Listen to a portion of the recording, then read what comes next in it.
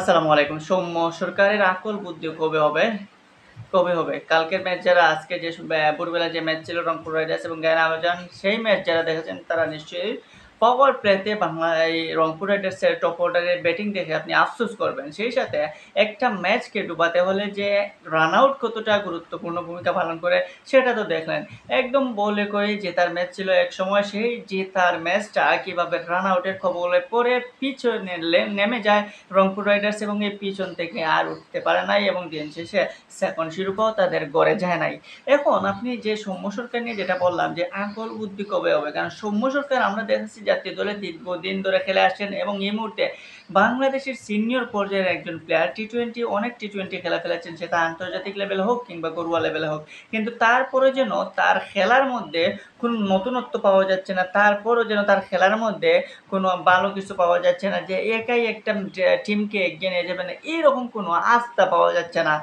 যখন 197 run Chase করার জন্য পাওয়ার প্লেটা খুবই ইম্পর্টেন্ট, শুরুটা যখন খুবই ইম্পর্টেন্ট, তখন শুরুতেই ঢুকলেন আমাদের টপ অর্ডাররা, আমাদের রংপুর রাইডার্সের এই ওপেনাররা।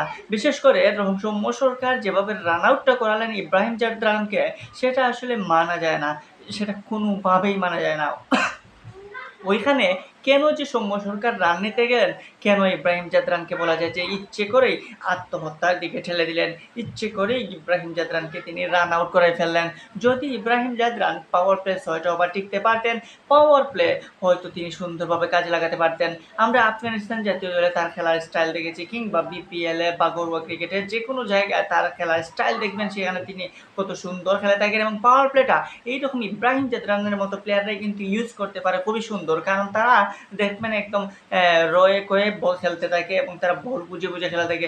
সেই জায়গায় সৌম্য সরকারের এইরকম একটা ভুল, এইরকম একটা মারাত্মক ভুলের কারণে ইব্রাহিম জাদরান রানের আউটে পড়ে যান এবং রান আউটের ফলে সেখানেই পিছনে নেমে যায় রংপুর রাইডার্স। তার উপর তো সৌম্য সরকার নিজেই এগিয়ে নিতে পারেন নাই দলকে, 15 না 16 রান করেছেন, সেখানে দেখবেন সেই রান তুলতেও তিনি হিমশিম খাইছিলেন।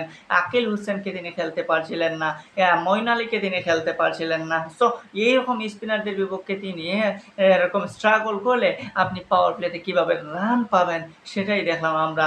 রংপুর রাইডার্স দুর্দান্ত একটা টিম ছিল, কিন্তু সেই টিমটা এভাবে ফাইনালে হারবে সেটাও কেউ ভাবছিল না, কারণ যদিও গায়ানা অ্যামাজন খুবই স্ট্রং একটা টিম, তারা 197 3 উইকেট হারিয়ে করে ফেলেছে, সেখানে রহমানুল্লাহ গুরবাজের 50 কিংবা এভিন লুইস বা জনসন চার্লসরা তারা শুরুতে দুর্দান্ত খেলেছেন।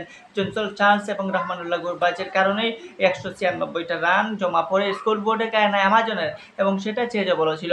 আপনি দেখবেন যে রংপুর রাইডার্স পাওয়ার প্লেতে ঢুকলেও মধ্যখানে কিন্তু সাইফ হাসান এবং ইফতেখার আহমেদ যে জুটি করে দিয়েছিলেন, সেই জুটির ফলেও একসময় মনে হয়েছিল যে ওভার প্রতি 12-13 রান করে যখন আসছিল, তখন মনে হচ্ছিল যে শেষ পর্যন্ত লাস্ট ওভারে ম্যাচ করাবে এবং লাস্ট ওভারে একটা নাটকীয় একটা ইনিংস আমরা হয়তো দেখতে পারবো না, তো নাটকীয় একটা সমাপ্তি আমরা দেখতে পারবো, সেখানে হয় রংপুর জিততে পারে, আবার গায়ানাও জিততে পারে, কিন্তু না, যখন এইরকম একটা লেভেলে যাচ্ছিল, যখন টিমটা সুন্দরভাবে এগিয়ে যাচ্ছিল, ঠিক তখন আবারও রান আউটের খবরে এবার রান আউট হয়েছেন সাইফ হাসান। ফর্মে তাকে সাইফ হাসান খেলছিলেন স্ট্রাইক রোটেট করে 50-40 প্লাস একটা রানের ইনিংস খেললেন, কিন্তু সেখানে ইফতেখার আহমেদের ডবল কলের জেরে আবারও তিনি রান আউট হয়ে খরায় পড়তে হন এবং রান আউট হয়ে আউট হওয়ার সময় তিনি দেখা গেল যে তিনি কতটা উত্তপ্ত বাক্য বিনিময় করেন এবং কতটা নিজেকে অস্বস্তির মধ্যে ফেলেছেন, এবং তিনি ইফতেখার আহমেদের ওপর কতটা অসন্তুষ্ট ছিলেন।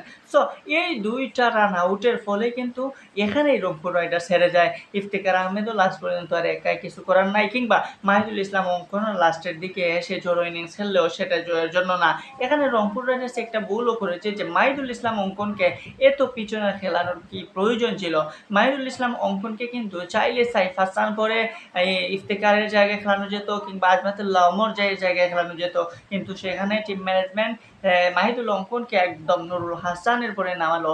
মাহিদুল ইসলাম অঙ্কনকে যদি আরও আগে নামাতে পারতো, হয়তো স্ট্রাইক রোটেট করে খেললে রংপুর রাইডার্স আর একটু বেটার ফাইট করতে পারতো। যাই হোক, সেই দিনটা শেষ, সেই ম্যাচটাও শেষ হয়ে গেছে, রানার্স আপ ট্রফি নিয়ে সন্তুষ্ট হতে হয়েছে রংপুর রাইডার্সকে, কিন্তু আফসোস হয় সৌম্য সরকারের এভাবে একরকম আকল জ্ঞানহীন ইনিংস, আকল জ্ঞানহীন খেলা এবং একটা ম্যাচকে ডুবাতে যে রান আউট কতটা সহায়ক সেটা তো দেখলেন। তাই রান আউট থেকেই বেঁচে থাকা হচ্ছে যে কোনো ম্যাচের সবচেয়ে উত্তম পন্থা।